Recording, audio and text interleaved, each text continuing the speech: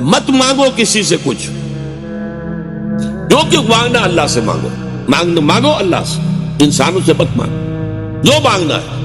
حضور نے فرمایا کہ اگر جوتے باندھنے کا فیتا جو ہے وہ تمہیں چاہیے، اللہ سے مانگو۔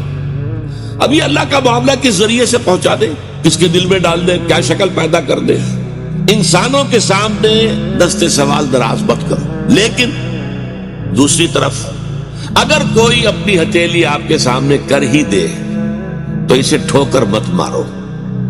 اس نے عزت نفس جو ہے اپنی ہتھیلی پر رکھ کر آپ کے سامنے رکھ دی ہے۔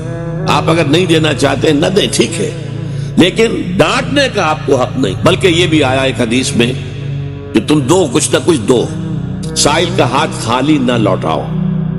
یہاں تک ایک حدیث میں الفاظ ہیں سائل کو ضرور دو، خواہ وہ گھوڑے پر سوار ہو کر تمہارے پاس آیا۔